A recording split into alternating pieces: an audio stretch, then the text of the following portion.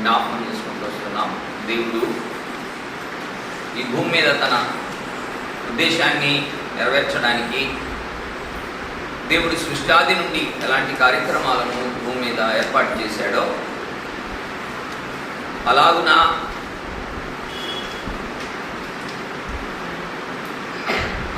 దేవుడు సృష్టికి పూర్వం నిత్యత్వంలో ఎలాంటి ఏర్పాట్లు చేస్తున్నాడో మనం అనేక విషయాలను జ్ఞాపకం చేసుకుంటూ వస్తున్నాం.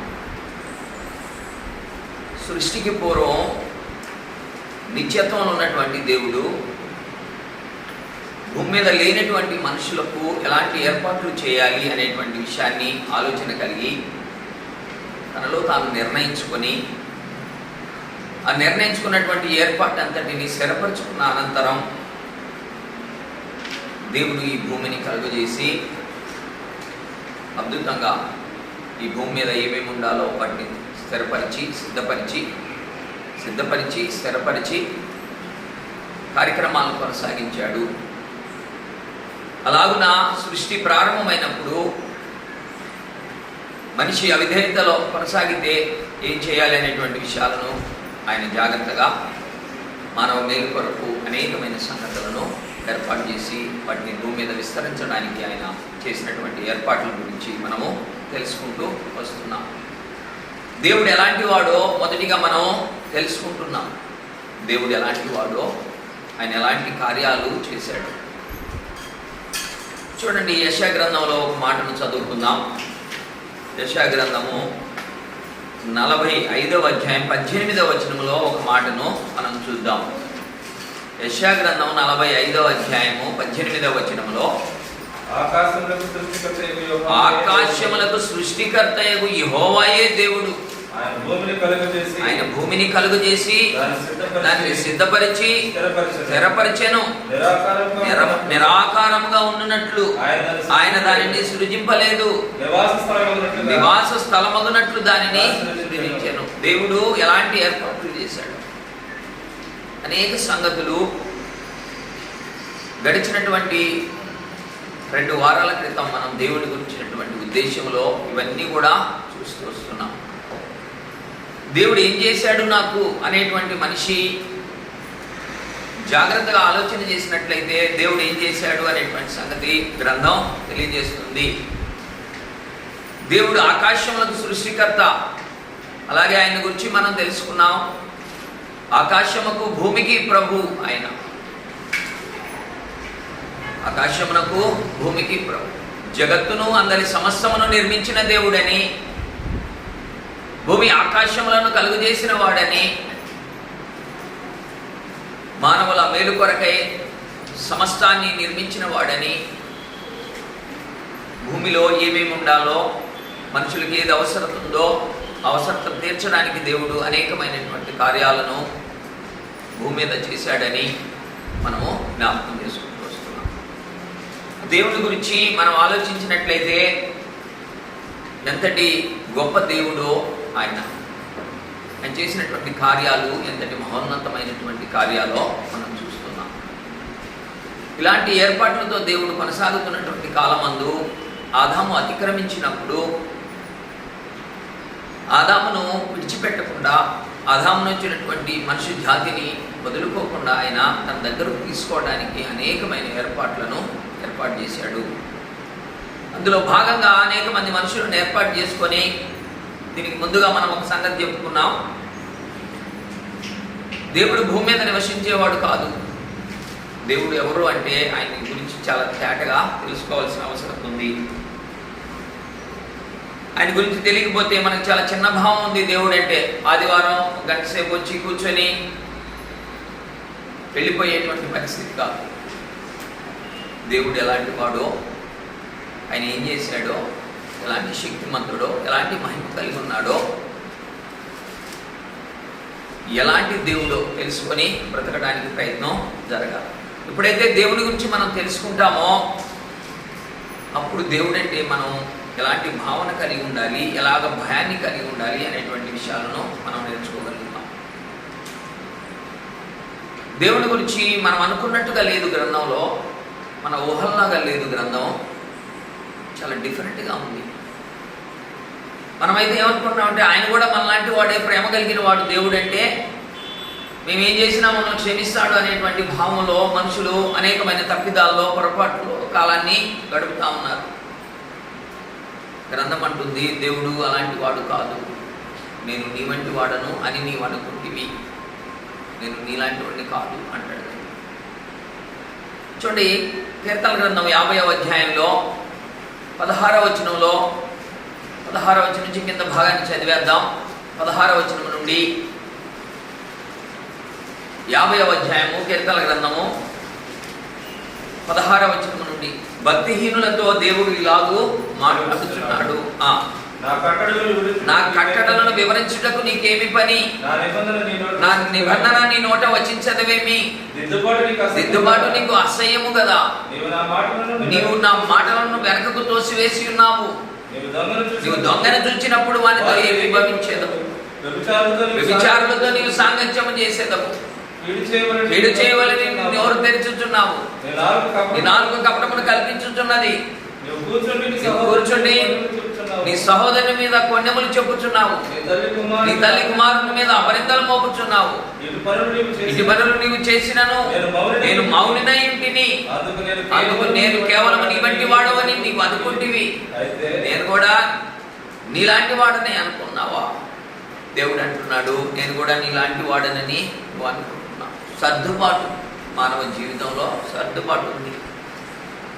సరి చేసుకుంటాడు. ఎంత తప్పునైనా మనిషి ఏం చేసుకుంటాడంటే దాన్ని సమర్థించుకుంటాడు మనిషి. తను ఏం చేస్తాడో అది చేసిన తప్పుని తనకు అనుకూలంగా మార్చుకుంటాడు మనిషి, సమర్థించుకుంటాడు, ఇతరులతో పోల్చుకుంటాడు. వాళ్ళు చేశారంటాడు, వీళ్ళు చేశారంటాడు, నేను ఒక్కడే కాదు అంటాడు. సమర్థింపు ఉంది మానవ జీవితంలో.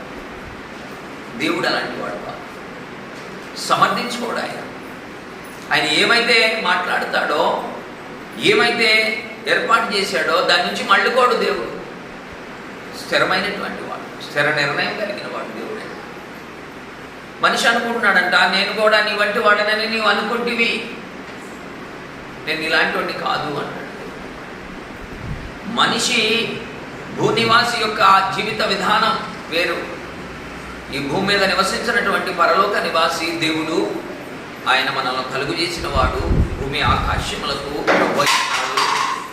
కనుక భూమి ఆకాశములకు ప్రభు అయినటువంటి దేవుడు అద్భుతమైనటువంటి ఏర్పాట్లను భూమి మీద ఏర్పాటు చేశాడు. ఎందుకు అలాగా ఆయన చేశాడు అంటే, ఆయన మానవుల యొక్క మేలు కొరకు అనేకమైన ఏర్పాట్లను చేసి తన దగ్గరకు మానవుని తీసుకోవాలని అనుకుంటున్నాడు. చూడండి, సమూయేలు గ్రంథం 2వ సమూయేలు గ్రంథం 14వ అధ్యాయం 14వ వచనంలో ఒక మాట.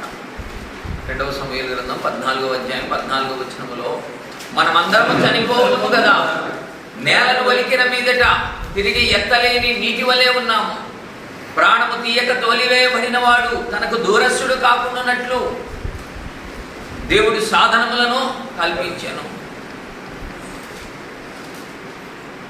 అందరం చనిపోతాం. ప్రాణము తీయక తోలివేయబడినటువంటి వాడు, ప్రాణం తీలా ఆదాము చేసిన అతిక్రమానికి దేవుడు ఆదామును ప్రాణం తీలా. దేహం నుంచి ప్రాణం వేరు చేసి దేహాన్ని మట్టిలో కప్పెట్ల, ప్రాణం తీగ తోలివేసేశాడు, బయటికి వెళ్ళిపోమన్నాడు. ఆత్మీయ మరణాన్ని నొందినటువంటి ఆదామును దేవుడు, నాతో ఇక నీకు సహవాసం ఉండదు కాబట్టి ఏదో చోట నుంచి నువ్వు బయటికి వెళ్ళిపోవాలి అని బయటకు నెట్టివేసి ఖడ్గజ్వాలను కాపలా పెట్టాడు. అయితే దేవుడు ఏం ఆలోచించాడు అంటే, ప్రాణము తీయక తోలివేయబడిన వాడు తనకు దూరస్థుడు కాకున్నట్లు అనేక సాధనాలను కల్పించాడు. భూమి మీద తన సాధనాలు కనబడతా ఉన్నాయి. పరలోక నివాసి అయిన దేవుడు పరలోకమందుండి ప్రతి విషయమందు ఏ కాలమందు ఏం చేయాలి అనేటువంటి తన నిర్ణయాన్ని, ఏమైతే తన ప్రణాళిక ఉందో ఆ ప్రణాళికను భూమి మీద విస్తరిస్తూ తీసుకొచ్చాడు. అలాగున దేవుడు ఏం చేశాడంటే, నోవాను ఎన్నుకున్నాడు, భక్తిహీనుల సమూహాన్ని నీటిలో ముంచివేశాడు. భక్తిపరులైనటువంటి వారు, దేవుని మాటకు విధేయులైనటువంటి వారు 8 మంది నీటి నుండి రక్షించబడ్డారు. ఓడలో వాళ్ళు నిర్భయంగా జీవితాన్ని గడిపారు. తిరిగి అనంతరం దేవుడు అబ్రహామును ఎన్నుకున్నాడు.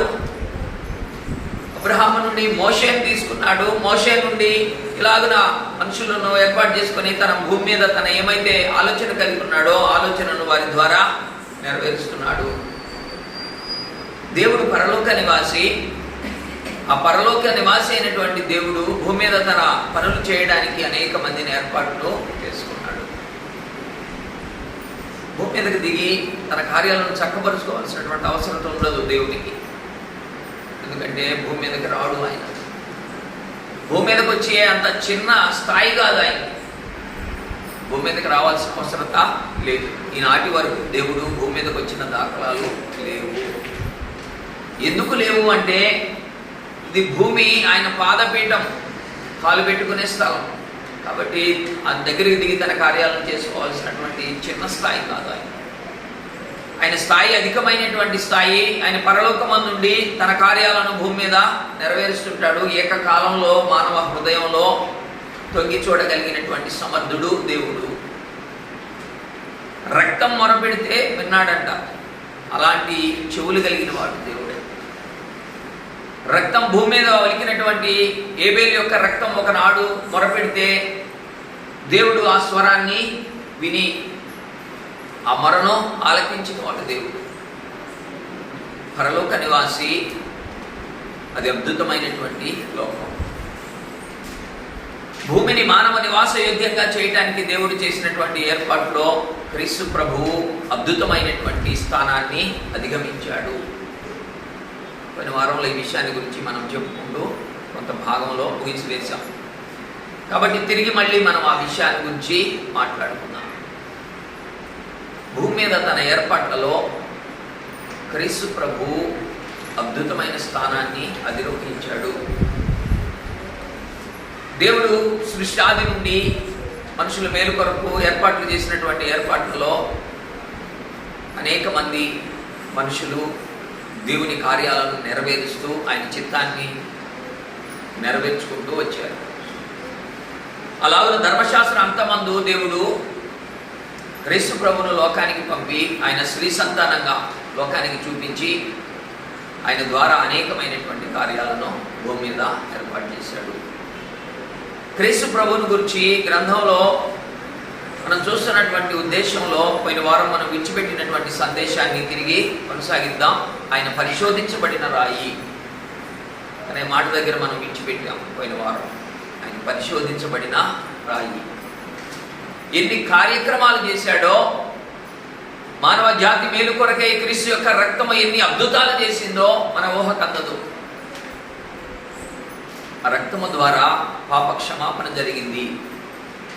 ఆ రక్తము ద్వారా ఆరాధకుని యొక్క మనస్సాక్షి శుభ్రపడింది. శుభ్రత లేనటువంటి మనస్సాక్షితో ఆరాధనను సమీపించాలని ప్రయత్నిస్తున్నటువంటి మనుషులను అంగీకరించినటువంటి దేవుడు యథార్థపరులై మనుషులు ఒప్పుకున్నప్పుడు క్రీస్తు రక్తము ద్వారా మనస్సాక్షి మీద పడిన మలినాన్ని శుభ్రపరిచి ఆరాధనలో పాల్గొనే భాగ్యాన్ని ప్రసాదించింది క్రీస్తు యొక్క రక్తం. చూడండి, హెబ్రీయులకు రాసిన పత్రికలో 9వ అధ్యాయం 14వ వచనంలో ఈ మాట రాయబడి ఉంది. హెబ్రీ 9వ అధ్యాయము 14వ వచనంలో, కాబట్టి నిత్యుడగు ఆత్మ ద్వారా తను తాను దేవునికి నిర్దోషినిగా అర్పించుకొనిన క్రీస్తు యొక్క రక్తము నిర్దోషమైనటువంటి రక్తం. మానవుని యొక్క నిర్జీవ క్రియలను విడిచి జీవము గల దేవుని సేవించుటకు మీ మనస్సాక్షి మీద పడినటువంటి మరకల్ని, మలినాన్ని శుభ్రపరచడానికి ఏర్పాటు చేయబడింది క్రీస్తు రక్తం. ఎవ్రీ మినిట్, ప్రతి నిమిషం నీ మనస్సాక్షి మీద మలినం పడితే దాన్ని శుభ్రపరచడానికి క్రీస్తు రక్తం నిలిచి ఉంది. ప్రాముఖ్యంగా క్రీస్తు సంఘంలో క్రీస్తు రక్తం ప్రవహిస్తుంది. ఆ శరీరంలో లోపలికి వచ్చినటువంటి అపరిశుద్ధమైనటువంటి మానవులు ఈ రక్తము ద్వారా శుభ్రపడాలి. మనస్సాక్షి ఒప్పుకోదు. ఆరాధనకు లోపలికి వస్తే చూస్తే పొరపాటు చేసినటువంటి మనిషి లోపలికి వస్తుంటే మనస్సాక్షి అంగీకరించదు, నేరారోపణ చేస్తుంది. మనస్సాక్షి మలినమైనటువంటి మనస్సాక్షి, మరకలు పడినటువంటి మనస్సాక్షి ఆరాధనకు నిన్ను ప్రేరేపించదు. మనిషి లోపలికి ప్రవేశించి మనస్సాక్షిని అణిచివేసి మనస్సాక్షి లేని వాడై దేవుని వైపు చూస్తే వట్టివాడు, దేవుడు ఆరాధన అంగీకరించే పరిస్థితి ఉండదు. కాబట్టి అలాంటి మనస్సాక్షి కలిగినటువంటి వారిని ఆరాధన జరగడానికి అవకాశం ఇవ్వకుండా మనస్సాక్షి నేరాన్ని మోపుతుంది. అయితే యథార్థపరుడై మనిషి తన తప్పును తెలుసుకొని దేవుని వైపు చూసి తను ఏం చేశాడో తను ఆయనకు తెలియజెప్పి ఇంకొకసారి అలాంటి ప్రస్తావన లేదు అని ఒప్పుకున్నటువంటి కాలమందు క్రీస్తు రక్తము ఈ మలినాన్ని శుభ్రపరుస్తుంది. మనస్సాక్షి మీద పడినటువంటి మరకల్ని తుడిచివేయాలి అంటే అది క్రీస్తు రక్తము మాత్రమే తుడవగలిగింది. క్రీస్తు రక్తము ద్వారా మాత్రమే శుభ్రపడుతుంది. యథార్థపరులై మనుషులు ఒప్పుకున్నప్పుడు క్రీస్తు రక్తము ప్రవహిస్తుంది. నిర్జీవ క్రియలను విడిచి జీవము గల దేవుని సేవించడానికి, నీ మనస్సాక్షిని శుభ్రపరచడానికి క్రీస్తు రక్తము నిలిచి ఉంది. ఎన్ని అద్భుతాలు చేసిందో మానవ జీవితంలో. మానవులను పట్టి పీడిస్తున్నటువంటి అనేక రకాలైనటువంటి దురాత్మలను, అనేక రకాలైనటువంటి చెడు ఉద్దేశాలను క్రీస్తు రక్తము లయపరిచింది. క్రీస్తు రక్తము బంధించి భద్రం చేసింది. ఈ భూమి మీద మానవుడు నివసించడానికి అవకాశం లేనటువంటి పరిస్థితి కొనసాగుతున్నటువంటి కాలంలో అపవాది భూమిని ఆక్రమించుకొని జనాలను తన స్వాధీనపరుచుకొని ఆదాము పెట్టినటువంటి తాకట్టును గొప్పగా చేసుకొని సర్వలోకాన్ని ఆక్రమించినటువంటి అపవాదిని జయించడానికి ప్రభువైన క్రీస్తు యొక్క రక్తము అనేక ఉద్దేశాలకు పరిష్కారమై నిలబడింది. క్రీస్తు రక్తం, క్రీస్తు రక్తము ఎన్ని అద్భుతాలు చేసిందో మన ఊహకు అందనటువంటి పరిస్థితి. ఎంత ధనాన్ని వెచ్చించినా పోగొట్టుకోలేనటువంటి పాపం కలిగినటువంటి మానవుని యొక్క పాప భారాన్ని తీర్చివేసింది క్రీస్తు రక్తం. సృష్టాది నుండి మానవుడు చేసిన ప్రతి అపరాధానికి క్రీస్తు రక్తమే పరిష్కారం. హెబ్రీయులకు రాసిన పత్రిక 9వ అధ్యాయం 15వ వచనంలో ఈ హేతువు చేత మొదటి నిబంధన కాలంలో జరిగిన అపరాధములకు విమోచన కలుగుటకై ఆయన మరణము పొందినందున పిలువబడిన వారు నిత్యమైన స్వాస్యమునకు కూర్చిన వాగ్దానము పొందు నిమిత్తము ఆయన క్రొత్త నిబంధనకు మధ్యవర్తి అయి క్రీస్తు రక్తము ద్వారా పురాతన కాలము నుండి జరిగినటువంటి ప్రతి అపరాధము క్రీస్తు రక్తము ద్వారా పరిష్కారం జరిగింది. క్రీస్తు రక్తం వచ్చే వరకు మహాభక్తులన్నటువంటి వారు అపవాది యొక్క చెరలో ఉన్నారు. నెమ్మది లేనటువంటి విశ్రాంతిని అనుభవిస్తూ వేదనకరమైనటువంటి స్థితిలో వారు క్రీస్తు రక్తము కొరకు ఎదురు చూస్తున్నారు. కనుక క్రీస్తు రక్తము భూమి పుట్టిన నాటి నుండి మానవుడు చేసిన ప్రతి అపరాధానికి, పాపం అంటే తెలియని కాలం కొనసాగింది భూమి మీద. ధర్మశాస్త్రం వచ్చిన తర్వాత పాపం అంటే తెలిసింది మనిషికి. ఏం చేస్తే పాపమో, ఏం చేస్తే పాపం లేదు అనేటువంటి సంగతి ధర్మశాస్త్రము నిర్ణయించింది. జరిగినటువంటి ప్రతి అపరాధానికి క్రీస్తు రక్తం పరిష్కారం అని దేవుడు నిర్ణయించి ఉంచాడు. ప్రతి పాపానికి క్రీస్తు రక్తము ద్వారా పరిష్కారాన్ని దేవుడు నిర్ణయించి, జగత్తు పునాది వేయబడక మునిపే క్రీస్తును నిర్ణయించి, క్రీస్తును అపాయింట్మెంట్ చేసి మానవుల యొక్క పాపాన్ని విమోచించడానికి, సంపూర్ణంగా దాని నుంచి విడుదల కలిగించడానికి క్రీస్తు రక్తాన్ని నిర్ణయించి ఉంచాడు. ఇలాంటి అనేకమైన కార్యాలు భూమి మీద క్రీస్తు రక్తము ద్వారా జరిగించబడ్డాయి. దేవుడు అంటాడు, క్రీస్తు పరిశోధించబడిన వాడు, ఊరకనే ఆయన్ని భూమి మీదకు పంపలేదు. భూమి మీదకు పంపిన తర్వాత ఆయనను ఎంతగా పరిశోధించాడు అనేటువంటి విషయాన్ని తన గ్రంథమందు ముద్రించి పెట్టాడు.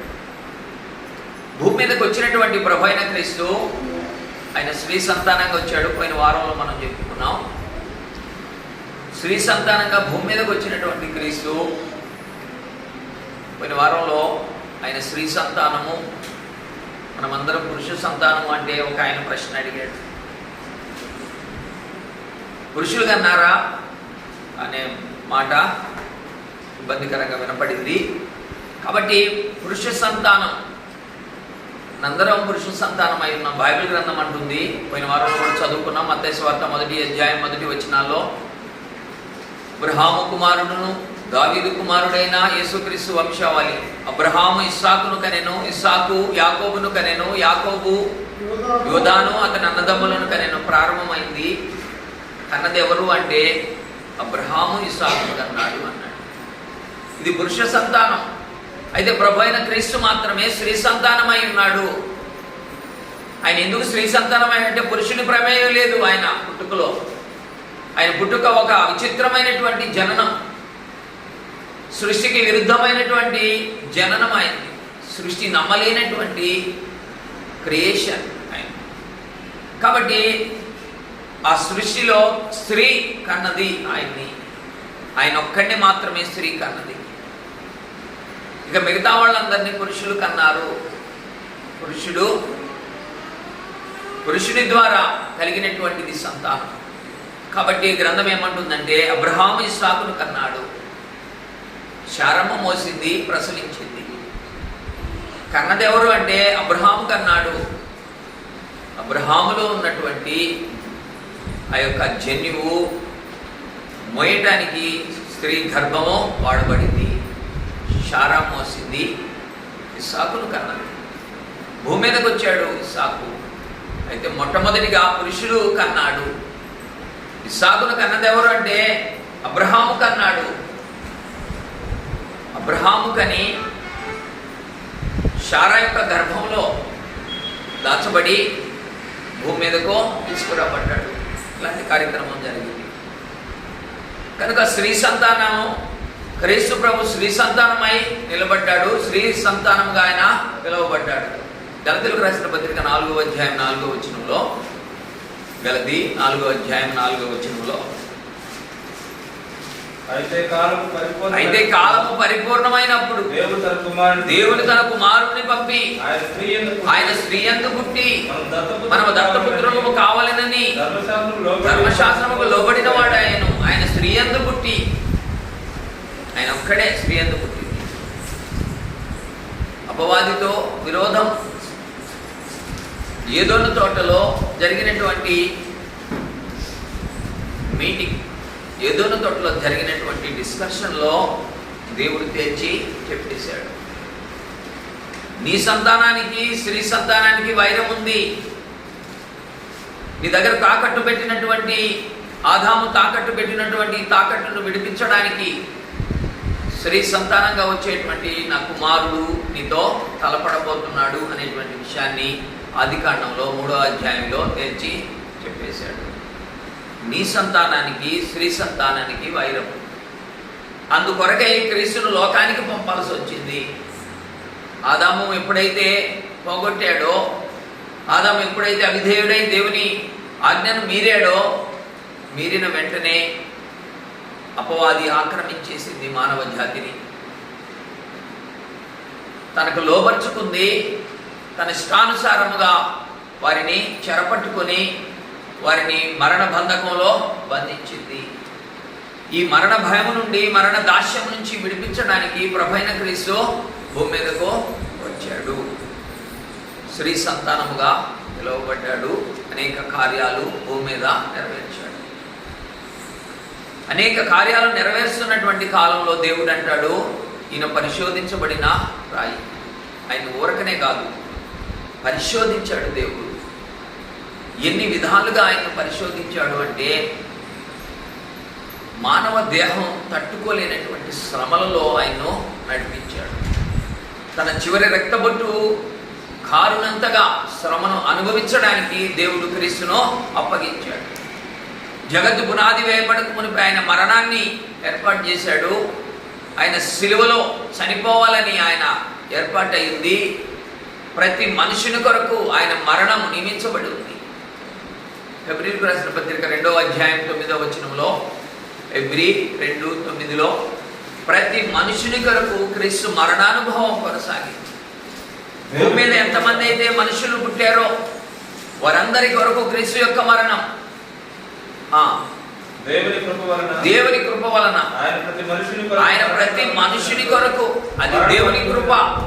ప్రతి మనుషుని కొరకు క్రీస్తు మరణానుభవం దేవుని కృప. దేవుడు అలాగున నియమించాడు. క్రీస్తు యొక్క మరణము ద్వారా మానవ పాప పరిహారం జరగాలని దేవుడు నిర్ణయించాడు. ఇది ఈనాడు జరిగింది కాదు, జగత్తు పునాది వేయబడక మునిపే జరిగినటువంటి కార్యం. దేవుడు ఆ రీతిగా నిర్ణయించి భూమి మీద అనేక రీతులుగా ఆయన్ని పరిశోధించి స్థిరపరిచి ఆయన మరణానంతరం ఆయన్ను సంఘానికి మూలరాయిగా బిగించి ఆ రాయి మీద సజీవమైన రాళ్ల వలె కట్టబడినటువంటి మందిరంగా క్రీస్తు సంఘాన్ని నిలబెట్టాడు. ఇలాంటి ఏర్పాట్లు దేవుడు తన లోకమందు నిర్ణయించుకొని అద్భుతంగా ఏర్పాట్లు చేసి ఉంచాడు. క్రీస్తునందు ఆయన చేసినటువంటి ఏర్పాట్లు చూడండి. యెషయా గ్రంథంలో 28వ అధ్యాయము 16వ వచనం నుండి కింద భాగాన్ని చదివేద్దాం. ప్రభువు యెహోవా ఇలాగు సెలవిచ్చుచున్నాడు, సీయోనులో పునాదిగా రాతిని వేసిన వాడను నేనే. మామూలు రాయి కాదంట, పరిశోధించబడిన రాయి. ఎలా పరిశోధించాడు? ఎలా పరిశోధించాడు అంటే ఈ లోకాధికారి అయిన అపవాదికి అప్పగించాడు. లూకా సువార్త 4వ అధ్యాయంలో చూసాం ఆ పోరాటం. మనం పోయిన వారంలో, పోయిన ఆదివారం ఆ పోరాటాన్ని గురించి మనం చూసాం. క్రీస్తు ప్రభు గొర్రెపిల్ల అయి నిలబడితే, గర్జించు సింహం వల్ల అపవాది ఎదురుగా నిలబడితే పోరాటం ప్రారంభమైంది. అరణ్యానికి కొనుపోబడి అరణ్యంలో అపవాదికి అప్పగించబడ్డాడు. అపవాది అనేక రీతులుగా ఆయన్ను భ్రమపరిచింది. పోరాటం మొదలైంది. ఈ పోరాటంలో 3 దశల్లో 3 సార్లు జరిగింది పోరాటం. ఈ 3 సార్లు స్థిరంగా నిలబడ్డాడు ఆయన. ఎక్కడ కూడా ఓడిపోకుండా ఈ 3 సార్లు ఆయన చక్కగా నిలబడ్డాడు. శోధన ప్రభు అయిన క్రీస్తు 40 దినాలు ఆహారం తినకుండా ఉపవాసం ఉండి ఆకలిగొనున్నటువంటి కాలమందు అపవాది దగ్గర నిలబెట్టబడ్డాడు. అపవాది అంటుంది, రాళ్లను రొట్టెలుగా చేసుకొని తినమని మొదటి ప్రతిపాదన. ప్రభు అయిన క్రీస్తు దానికి దీటుగా సమాధానం ఇస్తూ ఏమన్నాడంటే, మనుషుడు రొట్టె వలన మాత్రము కాదు, దేవుని నోట నుంచి వచ్చు ప్రతి మాట వలన జీవించును. కాబట్టి ఆహారంతో కాదు బ్రతికేది మనిషి, దేవుని నోట నుంచి వచ్చేటువంటి ప్రతి మాట వలన బ్రతుకుతాడు అనేటువంటి సమాధానాన్ని ఇచ్చి నిలబడ్డాడు. శోధన వచ్చింది, ఆకలి అవుతుంది, రొట్టెలుగా రాళ్లను మార్చుకొని తినమని అంటుంది. తినడానికి సమర్థుడు, ఏం చేయడానికైనా సమర్థత కలిగినటువంటి వాడు ప్రభు అయిన క్రీస్తు. అయితే అక్రమంగా ఆహారాన్ని తినను అనేటువంటి భావనతో దేవుడు ఏమి నియమించాడో భూమి మీద దాని ప్రకారం బ్రతకాలి అనేటువంటి నియమంతో సాతానును ఎదిరించి నిలబడ్డాడు. రెండవదిగా ఏం చేసింది సాతాను అంటే, ఈ భూ రాజ్యాలన్నీ వాటి మహిమంతయు చూపించేసింది. రెప్పపాటు కాలంలో ఈ భూమి మీద ఉన్నటువంటి రాజ్యాల యొక్క మహిమంతా, భూరాజుల యొక్క ఘనతంతా చూపించేసింది. ఈ లోకమంతా నాకు అప్పగించబడి ఉంది, ఈ లోక రాజ్యాలన్నీ నా హస్తగతమై ఉన్నాయి, నేనేం చెబితే అది జరుగుతుంది లోకంలో. నేను అబద్ధాన్ని ప్రేరేపిస్తున్నాను, మోసాన్ని ఏర్పాటు చేస్తున్నాను, దురాశ కలిగి బ్రతకాలని మనుషులను కోరుకుంటున్నాను, ఆ ప్రకారమే బ్రతుకుతున్నారు మనుషులందరూ. నా పరిపాలన కొనసాగుతుంది భూమి మీద, సమస్తం నాకు అప్పగించబడి ఉంది. కాబట్టి ఈ రాజ్యమంతా, ఈ లోకాలన్నీ నీకు అప్పగించబోతాను, నువ్వు గనక నాకు మొక్కినట్లయితే రెండవ ప్రతిపాదన చేసింది. పోరాటం ఇది, శోధన, భూ మహిమంతా చూపించింది. భూమి మీద ఉన్నటువంటి సమస్తాన్ని రాజుల యొక్క మహిమంతా కనబరిచింది. ఇదంతా నా హస్తగతమైంది అంటే ఎంతగా భూమి మీద ఉన్నటువంటి మానవ జాతిని తన వైపుకు తిప్పుకుందో సాతాను. మామూలు శక్తి కాదు వాడిది. సాతాన్ అనేటువంటి వాడు, అపవాది సామాన్యుడు కాదు. మహా క్రోధమైనటువంటి వాడు, మానవ జాతిని కట్టి పీడిస్తున్నటువంటి వ్యక్తి. తన చర్యలను భూమి మీద కొనసాగిస్తున్నాడు. ఈనాటి వరకు అనేక మంది వాడి చెరలో బ్రతుకుతూ క్రైస్తవులు అనుకుంటున్నారు. వారికి ఒకటే గుర్తు, అబద్ధం ఆడేవాళ్ళు అని దానికి గుర్తుగా ఉంది. అబద్ధం ఆడేవాడు సాతాను సంబంధి అంటుంది గ్రంథం. ఎంతమంది దొరికిపోయారో వాడి చెరలో. చిన్నదా పెద్దదా అని అంటాం లేదు, అబద్ధం అబద్ధమే. ఈ అబద్ధంలో బ్రతకటానికి, అబద్ధాన్ని నుంచి తప్పించబడి బ్రతకటానికి దేవుని ఏర్పాటు ఉంది గ్రంథంలో. వాస్తవానికి అబద్ధమాడే స్వభావం లేదు మనిషి. ఎక్కడి నుంచి వచ్చింది అంటే అపవాది ఈ ఉద్దేశాన్ని కలిగించాడు. ఎవరైతే అపవాది సంబంధులు ఉన్నారో వాళ్ళు అబద్ధం ఆడుతుంటారు ప్రతిదినం. వాళ్ళు అపవాది సంబంధులు. చాలా జాగ్రత్తగా దీని గురించి ఆలోచించాల్సిన అవసరం. గ్రంథంలో అనేక సంగతులు దాచబడి ఉన్నాయి. కొన్ని అనేకమైన విషయాలు అర్థం కానిటువంటి పరిస్థితులు ఉన్నాయి. తలకి ఎక్కనటువంటి సంగతులు ఉన్నాయి. వీటన్నింటి గురించి చింతపడాల్సిన అవసరం లేదు. అబద్ధం ఆడొద్దు అన్నాడు, దాంట్లో బ్రతకడానికి ప్రయత్నం చేయాలి. నాకు అన్నీ తెలుసు అనుకునేటువంటి మనిషి ఈ విషయంలో నిలబడాల్సిన అవసరం ఉంది. నా గ్రంథం అంతా తెలిసిపోయింది, నేను గొప్ప ప్రసంగికుడిని అయి ఉన్నాను, నేను గొప్ప వ్యక్తిని అయి ఉన్నాను అనుకునేటువంటి వారందరూ సైతం ఈ అబద్ధంలో చిక్కకుండా బ్రతకటానికి ప్రయత్నం జరగాల్సి ఉంది అని గ్రంథం తెలియజేస్తాం. ప్రతి మనుష్యుడు ఈ ఉద్దేశంలో నిలబడాలి. ఇదొక్కటే నెరవేర్చి చూపించాలి. ఈ ఉద్దేశాన్ని తన జీవితంలో కొనసాగించాలి. అబద్ధం అనేది అపవాది నుంచి పుట్టింది, అది దేవుని సంబంధమైంది కాదు.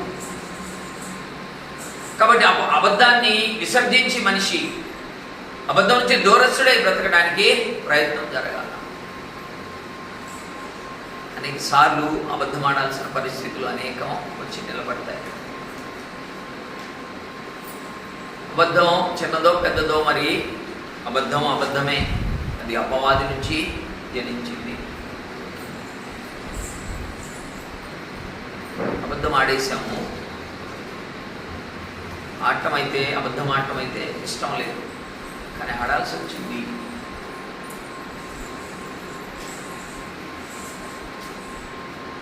అబద్ధంలో అది హృదయం నుంచి ఎలాగొచ్చిందో చూసేటువంటి న్యాయవంతుడైన దేవుడు దాన్ని తప్పించుకునే మార్గాన్ని సూచించి గ్రంథంలో దాచిపెట్టాడు. నీ హృదయపూర్వకంగా అబద్ధం ఆడటం నీకు ఇష్టం లేకపోవచ్చు, అయితే అబద్ధం ఆడాల్సిన పరిస్థితి వచ్చింది. దాని నుంచి నువ్వు తప్పించబడడానికి చిన్న అవకాశం ఉంది.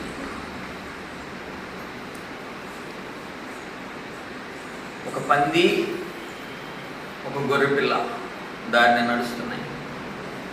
ఒక అనుభవం ఉన్నటువంటి ఒక వ్యక్తి చెప్పినటువంటి మాట. పంది దాని స్వభావం ఏంటో మనకు తెలుసు. ఏంటి దాని స్వభావం? పందిని తీసుకొని వచ్చి శుభ్రంగా కడిగి మంచి గొప్పగా దాన్ని ఆహారాన్ని పెట్టి దాన్ని కొనసాగించినప్పటికీ కూడా బురద చూసిందంటే దాంట్లో పోయి దొల్లాలి అనేటువంటి దాని యొక్క స్వభావం. గొర్రెపిల్ల స్వభావం ఏంటంటే మురికిని అంటుకోవడానికి ఇష్టపడదు. ఈ రెండు ప్రయాణం జరుగుతూ ఉంటే ఒక మురికి కాలం అడ్డం వచ్చింది. ఇప్పుడు పంది ఏం చేస్తుందంటే ఎగిరి దాంట్లో దొరుకుతుంది. గొర్రెపిల్ల అయితే దాన్ని దాటడానికి ఎగిరి అవతలకు దూకుతాం. దూకే క్రమంలో కాలు జారి బురదలో పడ్డది. అవతలికి వెళ్ళి దులిపేసుకొని దాటిపోయింది. అంటే ఈ స్వభావం, దాని యొక్క స్వభావం మురికిని అంటుకోవడం. పరిశుద్ధుల యొక్క స్వభావం మురికిని అంటుకునేది కాదు. అబద్ధం ఆడటం వాళ్ళకి ఇష్టం ఉండదు. ఒకసారి లాంటి చర్య కొనసాగినప్పుడు వెంటనే వెనక్కి తిరుక్కొని దేవుని వైపు చూస్తూ ముందుకు వెళ్ళడానికి ప్రయత్నం జరగాలి. దిద్దుకునే దిశగా, అబద్ధాన్ని విడిచిపెట్టే దిశగా తన బ్రతుకుని కొనసాగించడానికి మానవుడు ప్రయత్నం చేయాలి అని దేవుడు కోరుకుంటున్నాడు. అబద్ధం ఆడేది కాదు మన స్వభావం. అబద్ధం ఆడాల్సినటువంటి అవసరతను కల్పించుకోవడానికి మిగిలేదు. దానికి దూరంగా జరగడానికి మనిషిలో ప్రయత్నం. ఇది నెరవేర్చడానికి చేతగాని మనిషి నేను భక్తిపరుణ్ణి అనుకుంటాడు లోపల. నేను భక్తిపరుణ్ణి, ఆరాధకుణ్ణి, దేవుడి కలిగిన వాడిని అనేటువంటి భ్రమలో మనుషులు బ్రతుకుతూ ఉంటారు.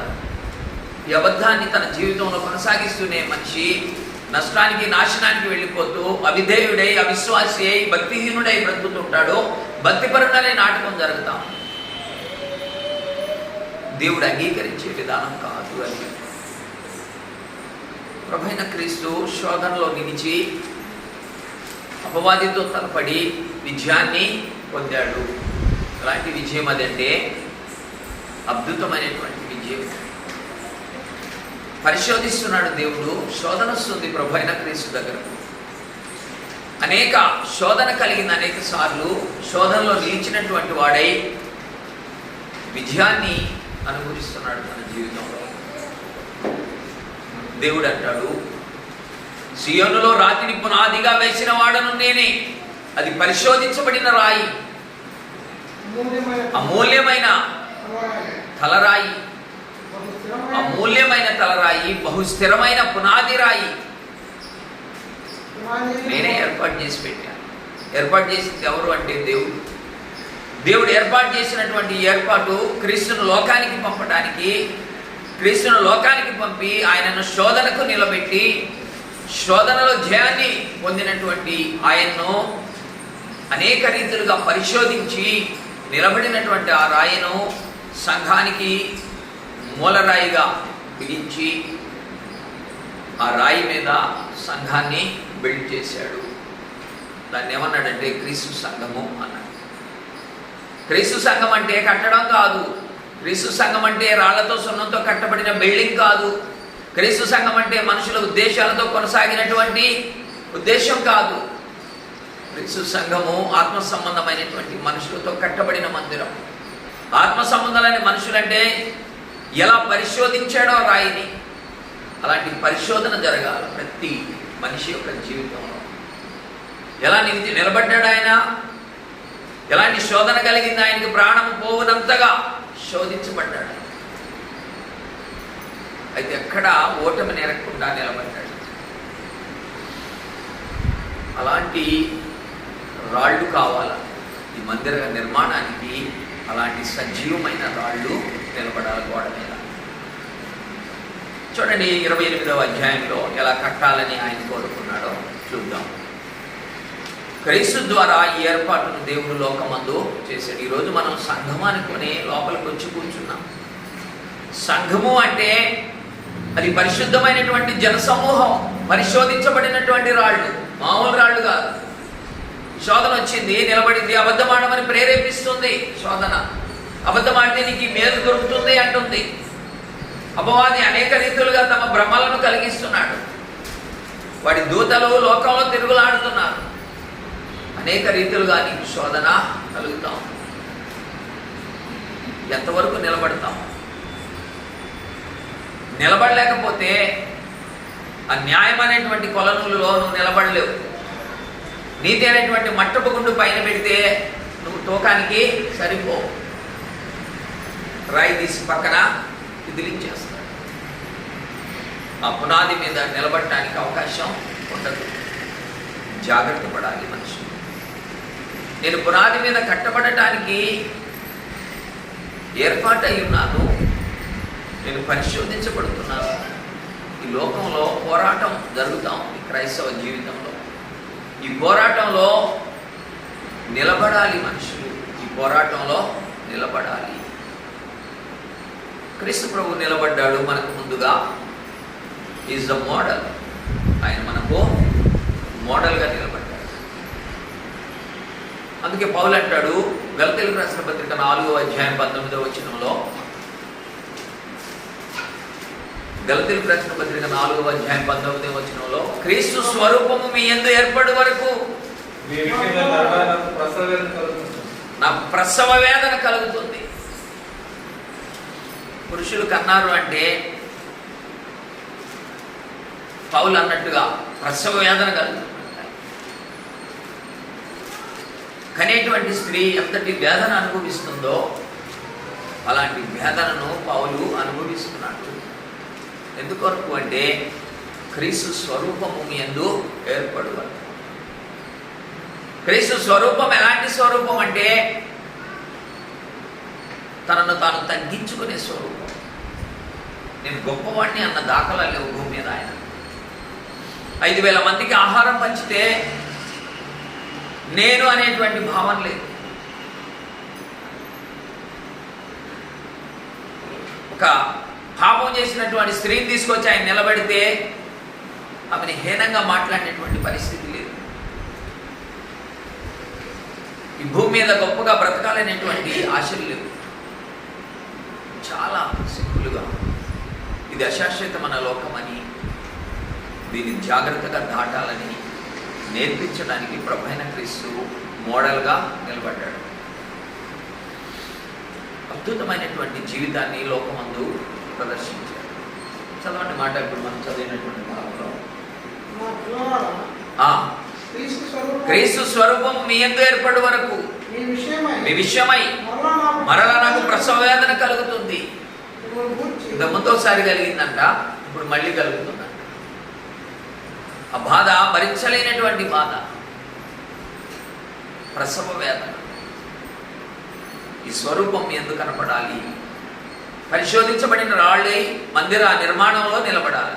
మేము క్రీస్తు సంఘం అని చెప్పుకునే మనిషి ఎలాగూ క్రీస్తు సంఘమో, ఎలాంటి రాయో, ఎలాంటి రాయిగా నిలబడ్డాడో ఆ క్రీస్తు మీద చెప్పాల్సిన అవసరం ఉంది. కాబట్టి పరిశోధనకు నిలబడాలి. ప్రభు అయిన క్రీస్తును దేవుడు పరిశోధిస్తున్నాడు. పరిశోధించి నిలబెట్టిన రాయి.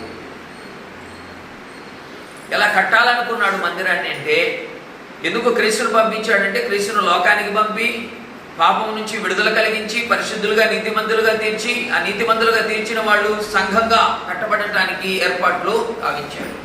అందుకు ముందుగా ఏం చేశాడంటే, పరిశోధించబడిన రాయిగా క్రీస్తును పరిశోధించి శ్రమకు నిలిపి ఓర్చుకొని నిలబడినటువంటి ఈ రాయిని, అనేకమైనటువంటి పరిశోధనకు నిలబడిన ఈ రాయిని ముఖ్యమైన మూలరాయిగా బిగించి కట్టడం మొదలుపెట్టాడు. ఎఫెసీయులకు రాసిన పత్రిక 2వ అధ్యాయము 20-21 వచనాల్లో, ఎఫెసీ 2వ అధ్యాయం 20-21 వచనాల్లో, క్రీస్తు యేసు ముఖ్యమైన మూలరాయి అయి ఉండగా అపోస్తలులను ప్రవక్తలు వేసిన పునాది మీద మీరు కట్టబడి ఉన్నారు. ఈ పునాది మీద మీరు కట్టబడుతున్నారు. మీరు ఎలాగ నిలబడ్డారో ఈ కట్టడం మీద నిలబడ్డామని అనుకుంటున్నారా? నిలబడినటువంటి అనుభవం ఉందా? అనుభవం ఉంటే శోధన మీ దగ్గరికి వచ్చినప్పుడు మీరు ఎంతగా నిలబడ్డారు? ఎంతగా నిలబడ్డారు?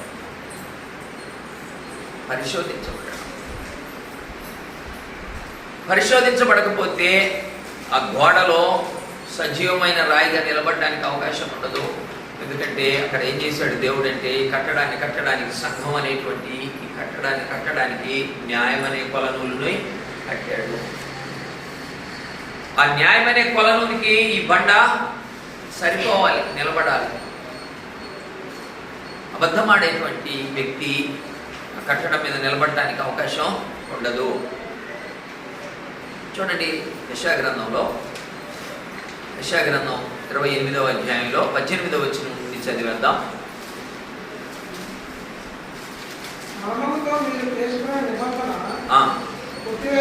18వ వచనం అది.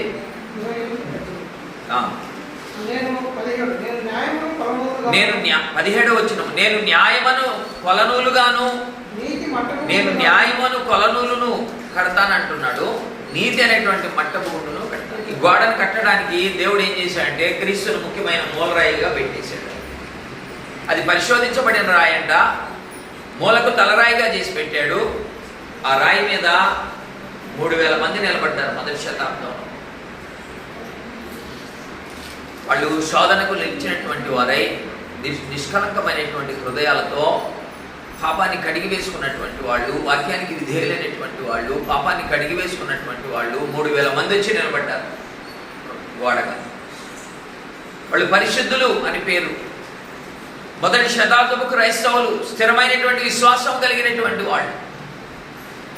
10 రోజులు విశ్వసించి దాటి భ్రష్టత్వంలోకి వెళ్ళినటువంటి దాఖలాలు లేవు. స్థిరంగా నిలబడ్డారు. వాళ్ళ చరచరాస్తులను అమ్మి అపోస్తుల పాదాల దగ్గర పెట్టారు. ఈ ఆస్తిని అమ్మి అపోస్తుల పాదాల దగ్గర పెట్టిన వాళ్ళలో బర్నబా అనేటువంటి ఒక వ్యక్తి ఉన్నాడు. ఇలాగున వాళ్ళకు ఉన్నటువంటి సమస్తాన్ని వ్యర్థమైందిగా భూమి మీద ఉన్నటువంటి కాలంలో ఇది అశాశ్వతమైన లోకమని, యాత్రికులమని, పరదేశులమని గ్రహించినటువంటి వారై వారి చరచరాస్తులను నమ్మి వారి పాదాల దగ్గర పెట్టేశారు. నమ్మకమైనటువంటి క్రైస్తవులు వారు అపోస్తుల బోధ యందును, సహవాసమందును, రొట్టె విరుచుట యందును, ప్రార్థన చేయుట యందును ఎడతెగక ఉండిరి. మనకు చాలా గొప్పగా వాళ్ళు జీవితాన్ని గడిపారు. 3000 మంది నిలబడ్డారు గోడ. దాని తర్వాత అనేక మంది గోడగా కట్టబడ్డారు. ఈనాటి వరకు కట్టబడుతూనే ఉన్నారు. ఈనాటి వరకు ఏర్పాట్లు జరుగుతూ ఉన్నాయి.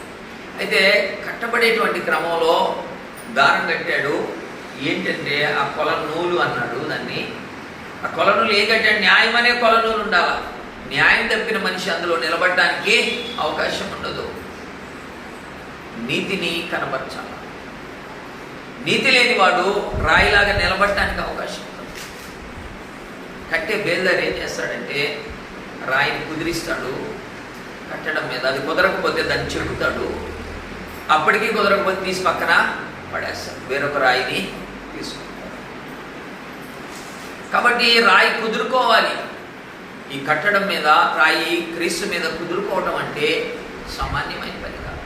శ్రమ ఉంది, శోధన ఉంది లోకంలో. అనేక సార్లు భ్రమపరిచేటువంటి కార్యక్రమాలు జరుగుతున్నాయి లోకంలో. బాగలేదు, ప్రాణం పోయే పరిస్థితి వచ్చింది. లోకం ఎలాగా మభ్యపెడుతుందంటే బాగలేని పరిస్థితిలో అంతరాలు వేసుకునేటువంటి భ్రమ కలిగించింది. దేవుడి నుంచి దూరపరిచే కార్యక్రమం జరుగుతాం. స్థిరులై నిలబడాలి క్రైస్తవులు. స్థిరత్వం లేని క్రైస్తవులు జారిపోయేటువంటి పరిస్థితి ఉంది. లోకంలో అనేకమైన భ్రమలోకి వెళ్ళిపోయేటువంటి పరిస్థితి ఉంది. ముఖస్థుతి కొరకు, బంధుప్రీతి కొరకు అనేక రీతులుగా క్రైస్తవ్యాన్ని తాకట్టు పెట్టే పరిస్థితి ఉంది. ఈ శ్రమకు నిలిచినటువంటి వారై క్రైస్తవులు జీవితాన్ని కొనసాగించాల్సిన అవసరతలు ఉన్నాయి. పితృ పారంపర్యమైన వ్యర్థ ప్రవర్తనలు విడిచిపెట్టాల్సిన అవసరతలు ఉన్నాయి. వాళ్ళు ఏమన్నా అనుకుంటారేమో, వీళ్ళు ఏమన్నా అనుకుంటారేమో, బంధువులు రానిరేమో, సమాజం నుంచి వెలివేయబడతామేమో. అనేక మంది ఆయనను అంగీకరించలేదు. అనేక మంది విశ్వసించారు కానీ ఆయన అంగీకరించలేదు. చూడండి, యోహాను సువార్తలో యోహాను సువార్త 12వ అధ్యాయము 42వ వచనంలో మాట రాయబడింది. యోహాను సువార్త 12వ అధ్యాయము 42వ వచనం. అయినను అధికారులలో సైతము అనేక మంది ఆయన యందు విశ్వాసం ఉంచిరి గాని సమాజంలో నుండి వెలివేయబడదుమేమోనని పరిచర్యకు భయపడి వారు ఒప్పుకొనలేదు. ఆయన ఒప్పుకోలా. విశ్వసించారు కానీ ఒప్పుకోలా. అలాగున క్రైస్తవులు ఈనాడు విశ్వసించామనుకొని ఒప్పుకునే పరిస్థితి ఉండదు. మన జీవితంలో న్యాయమును, నీతిని ప్రదర్శించలేనటువంటి వారు ఈ ఫౌండేషన్ మీద కట్టడానికి వీలుండదు. ఒకవేళ వాళ్ళు మేము క్రీస్తు సంఘం అనుకుంటే అనుకోవచ్చేమో కానీ దాని మీద నిలబడడానికి అవకాశము ఉండదు.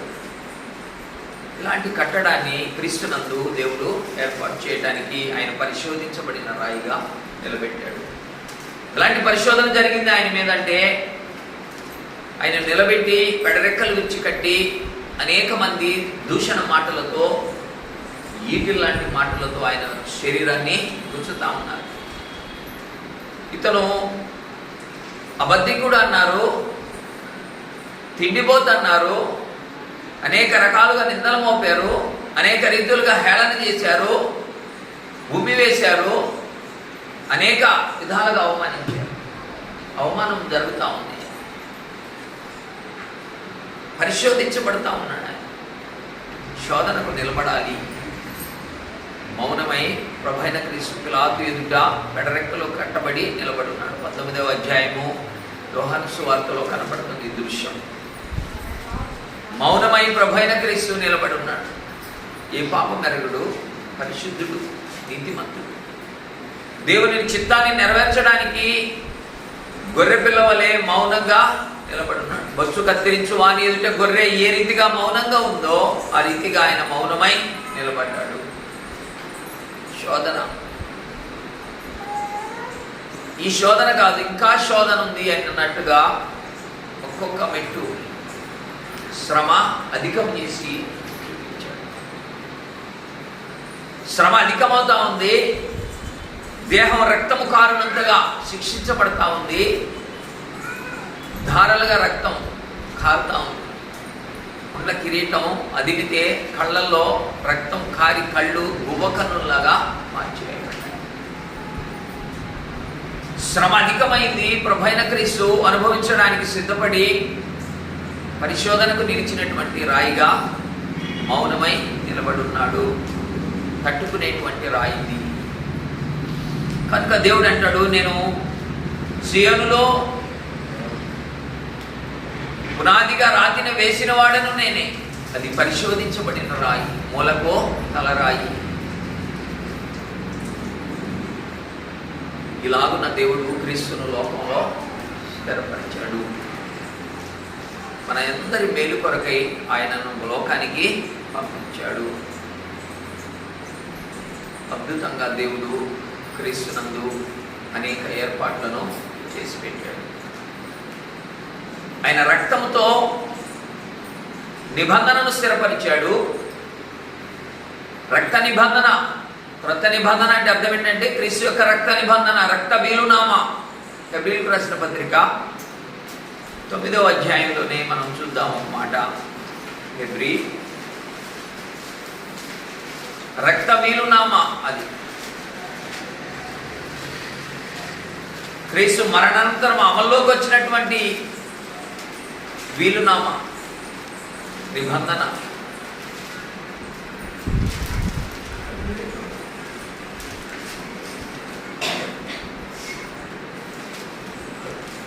పదిహేను వచనం, అది 16వ వచనం చదివేద్దాం. మరణ శాసనం ఎక్కడ ఉండునో అక్కడ మరణ శాసనం రాసిన వాని మరణము అవశ్యము. ఆ శాసనము రాసిన వాడు మరణం పొందితేనే అది చెల్లును. అది వ్రాసిన వాడు జీవించున్నది ఎప్పుడైనా చెల్లునా. మరణ శాసనం, రక్త నిబంధన. చూడండి, కొరింథీయులకు రాసిన పత్రికలో 11వ అధ్యాయము 25వ వచనంలో ఈ మాట రాయబడింది. కొరింథీయులకు రాసిన మొదటి పత్రిక 11వ అధ్యాయం 25వ వచనం. ఇది నా రక్తము వలనైన క్రొత్త నిబంధన, నా రక్తము వలనైన క్రొత్త నిబంధన. రక్తంతో రాసినటువంటి వీలునామా. ప్రభైన క్రీస్తు క్రొత్త నిబంధనకు మధ్యవర్తి. ప్రభైన క్రీస్తు ప్రధాన యాజకుడు. ప్రభైన క్రీస్తు మన నిమిత్తమై దేవుని సముఖమందు ఉత్తరవాది. దేవుని దగ్గర మన వాదనను వినిపించడానికి ఈజ్ ద లాయర్, ఉత్తరవాది. మన యొక్క ఉద్దేశాన్ని ఆయన తెలియజేయడానికి సమయాన్ని వాయిదా ఇప్పిస్తున్నాడు. దేవుడు ఉగ్రుడై మానవ జాతి చేసే పాపానికి సహించలేనటువంటి వాడై దేవుడు మనుషులను నాశనం చేయకుండా ఉత్తరవాదిగా నిలబడి తన రక్తాన్ని చూపించి దేవుని శాంతింపజేస్తున్నటువంటి వాడు ప్రభువైన క్రీస్తు. పరలోకమందు జరుగుతుంది ఈ కార్యక్రమం. భూమి మీద మానవులు చేసేటువంటి ప్రతి పాపాన్ని, మరి యొక్క చర్యలు, మరి యొక్క దుర్మార్గమైనటువంటి ఆలోచనలు అధికమవుతున్నటువంటి కాలంలో దేవుని ఉగ్రత భూమిని దాటించేయడానికి మనిషిని ఆలోచన కలిగి దేవుడు ఉంటే ఆలోచన విరమింపజేసి సమయాన్ని పొడిగించమని దేవుని వేడుకుంటున్నటువంటి ఉత్తరవాది ప్రభువైన క్రీస్తు మన పక్షంగా దేవునికి విజ్ఞాపన చేస్తున్నాడు. మన పక్షంగా దేవుణ్ణి శాంతింపజేస్తున్నాడు. తన స్వరక్తాన్ని చేతబట్టుకొని సకల లోక మానవుల యొక్క పాపానికి పరిహారమైనటువంటి నా రక్తం అని అతి పరిశుద్ధ స్థలమైనటువంటి పరలోకమందు ప్రవేశించి దేవుని సముఖాన నిలబడినటువంటి వాడు ప్రభువైన క్రీస్తు. అధికమైనటువంటి ఘనత వహించినటువంటి వాడు. దేవుడు మరణించినటువంటి క్రీస్తును ప్రభావంతో లేపి సమస్తం మీద ఆధిపత్యాన్ని క్రీస్తుకు అనుగ్రహించి దేవుడు నిలబెట్టాడు. చూడండి, ఎఫెసీయులకు రాసిన పత్రికలో 2వ అధ్యాయం 20వ వచనంలో, ఎఫెసీ 2వ అధ్యాయం 20వ వచనం, ఎఫెసీ 2:20లో కాదండి, మొదటి అధ్యాయము 20వ వచనం చూద్దాం.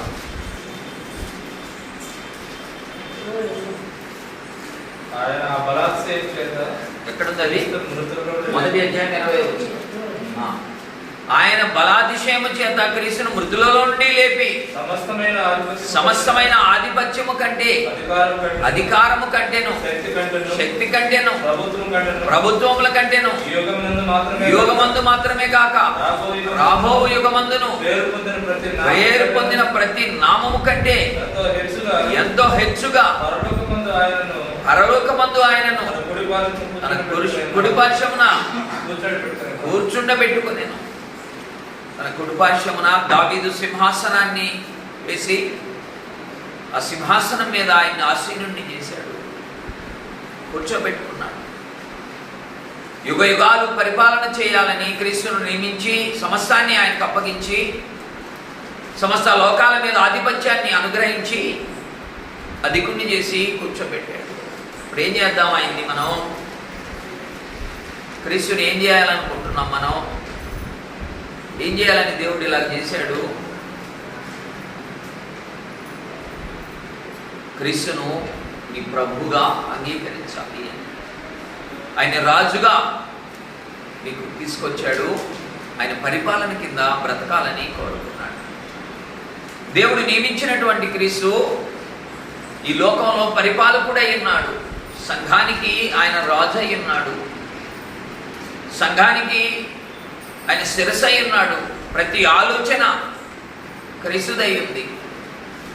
కాబట్టి క్రీస్తు ద్వారా దేవుని సమీపించేటువంటి కార్యక్రమం జరుగుతాం. ఈరోజు ఆరాధన చేయడానికి నీకున్నటువంటి యోగ్యత ఏంటి అంటే క్రీస్తు రక్తంలో కడగబడటం ద్వారా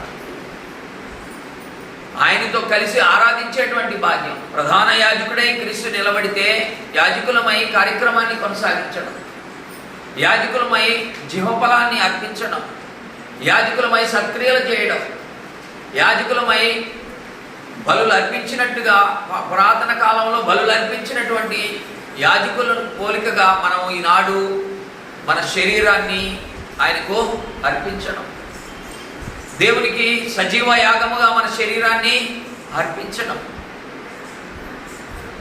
స్తుతి యాగముగా జీవఫలాన్ని అర్పించడం, సత్క్రియల చేత దేవుణ్ణి మెప్పించడం, ఇలాంటి కార్యక్రమాలతో ఆరాధన కొనసాగుతుంది. ప్రధాన యాజకుడై ప్రభువైన క్రీస్తు నిలబడితే ఆయనతో మనం కూడా కలిసి ఈ యొక్క ఆరాధనలో యాజకత్వాన్ని జరిగించడం. చూడండి, పేతురు రాసినటువంటి మొదటి పత్రిక 5వ అధ్యాయము, పేతురు రాసిన మొదటి పత్రిక 5వ అధ్యాయము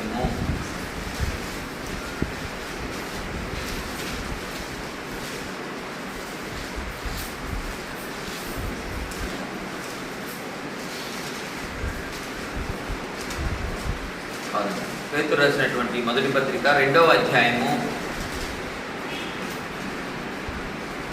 5వ వచనంలో యేసుక్రీస్తు ద్వారా దేవునికి అనుకూలములుగా ఉండునట్లు మీరును సజీవమైన రాళ్ళవలే ఉండి ఆత్మ సంబంధమైన మందిరముగా కట్టబడుచున్నారు. ఇదిగో నేను ముఖ్యమైన ఏర్పరచబడిన అమూల్యమునకు మూలరాతిని సీయోనులో స్థాపించుతున్నాను. ఆయన ఎంత విశ్వాసం ఉంచేవాడు ఏ మాత్రము పడ్డాడు. రాయబడి ఉన్నది, విశ్వసించుతున్న మీకు ఆయన అమూల్యమైన వాడు. విశ్వసింపని వారికి ఇల్లు కట్టువారు ఏ రాతి నిషేధించి అది మూలకు తలరాయి ఆయన, అది అడ్డు రాయిను అడ్డుబండయు ఆయన. కనుక అద్భుతమైనటువంటి ఈ ఏర్పాటులో దేవుడు మనల్ని కూడా భాగస్వాములు చేసి సజీవమైన రాళ్లుగా ఉంచి ఆ మందిర నిర్మాణంలో మనల్ని కూడా ఏర్పాటు చేశాడు. ఈ రాయి పరిశోధించబడిన రాయి, అందులో నిలబడడానికి ప్రయత్నం జరగాలి.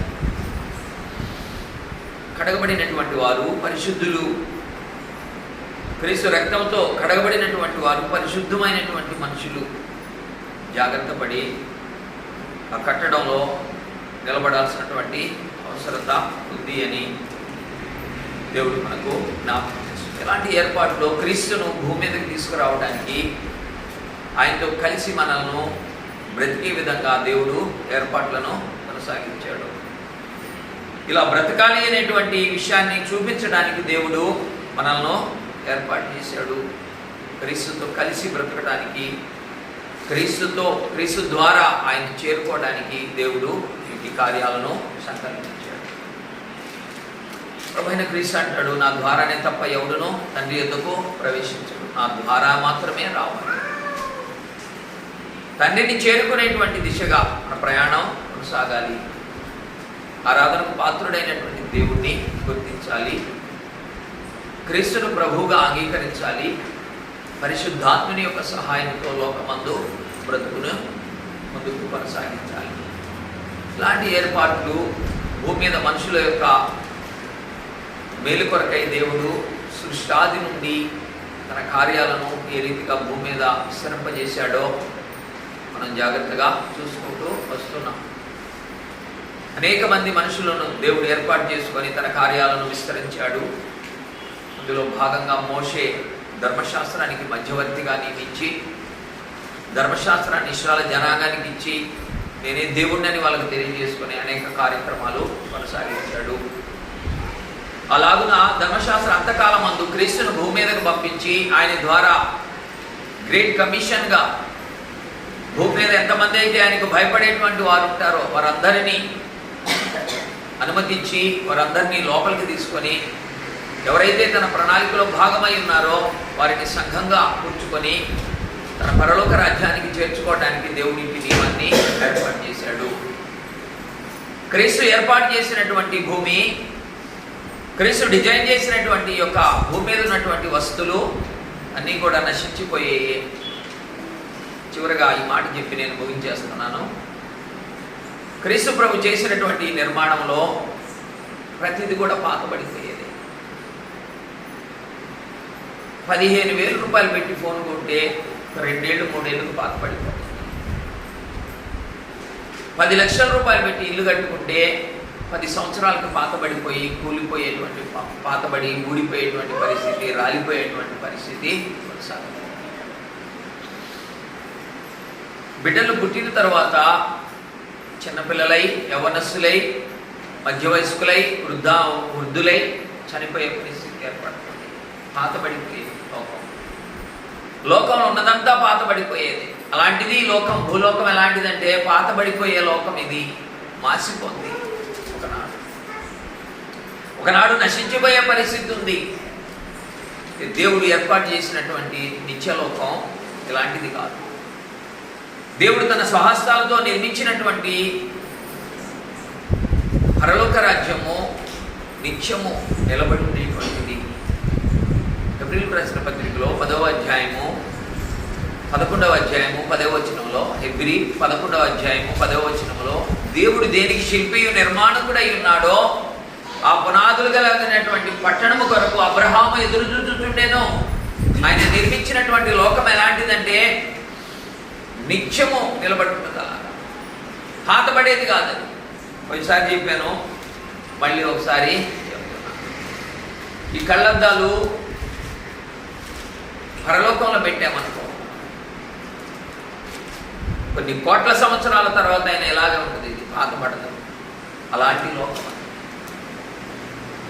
ఈ కళ్ళద్దాలు ఇక్కడ పెట్టాననుకో, ఒక సంవత్సరానికి వచ్చి చూస్తే ఎక్కడ పట్టుకుంటే అక్కడ ఊరిపోతుంది. ఇలాంటిది భూలోకం. భూలోకం నశించిపోయేది, పరలోకము నిత్యము కొనసాగేది. ఎప్పుడు ఏకరీతిగా ఉంటాడు దేవుడు. అక్కడ ఉన్నటువంటి దేవదూతలు వయస్సు గతించిపోయే పరిస్థితి ఉండదు, వాళ్ళకి మరణం ఉండదు, వాళ్ళకి పాపం తెలియదు. ఆ లోకము పాపమంటని లోకము, నిత్యరాజ్యము. అది పరలోక రాజ్యం అద్భుతమైనటువంటి పట్టణం. అది దేవుడు తన స్వహస్తాలతో శిల్పిగా, నిర్మాణకుడుగా నిర్మించినటువంటి లోకం. భూలోకం ఎలాంటిదంటే దేవుడు కోరుకున్నాడు, క్రీస్తు ప్రభు డిజైన్ చేశాడు. క్రీస్తు యొక్క సృష్టి భూలోకం. ఈ భూమి మీద ఉన్న సమస్తాన్ని నిర్మించడంలో ప్రభైన క్రీస్తు పనిచేశాడు. అయితే ఇది పాతబడిపోయే లోకం. పరలోకము దేవుడు నిర్మించాడు, అది శాశ్వతమైనటువంటి లోకం, నిత్యరాజ్యం. నువ్వు గనక అందులో ప్రవేశిస్తే యుగ యుగాలు బ్రతికే ఉంటాం. నిత్య సంతోషం, నిత్య జీవం అంటే నిత్యము బ్రతికేటువంటి బ్రతుకు, దేవునితో సహవాసం, దేవుని వెలుగులో బ్రతుకు, చింతలేనటువంటి బ్రతుకు, నిత్య ఆనందం, పాపం లేనటువంటి జీవిత విధానం. అది వెళ్ళిపోయినటువంటి స్వరూపము, ఆయనతో కలిసి యుగ యుగాలు బ్రతికేటువంటి పరిస్థితి ఉంది. అలాంటి లోకానికి నీకు ఆహ్వానాన్ని, అక్కడ నివసించడానికి యోగ్యమైన నివాసాలను దేవుడు మన కొరకు సిద్ధపరుస్తాడు. ప్రభువైన యేసుక్రీస్తు ఈ ఉద్దేశాన్ని తెలియజేశాడు. యోహాను సువార్త 14వ అధ్యాయంలో ఆయన అంటున్నాడు, నేను నా తండ్రి దగ్గరకు వెళ్ళబోతున్నాను, అక్కడ మీ కొరకు నివాసాలను ఏర్పాటు చేయబోతున్నాను. ఇంటి దగ్గర చదువుకోండి, 14వ అధ్యాయంలో ఈ సంగతులన్నీ కూడా తెలియజేయబడుతుంది. అలాంటి నిత్య రాజ్యానికి వారసులుగా మనల్ని చేయడానికి క్రీస్తు ప్రభువును భూమి మీదకు తీసుకొని వచ్చాడు. వచ్చే వారంలో మరికొన్ని సంగతులను మనం జ్ఞాపకం చేసుకుందాం. ఇంతవరకు ఈ మాటలు విన్నందుకై మీ అందరికీ ప్రభువైన క్రీస్తు నామములో వందనాలు చెల్లిస్తూ ఈయన మాటలను ముగిస్తూ ఉన్నాను. అందరికీ వందనాలు.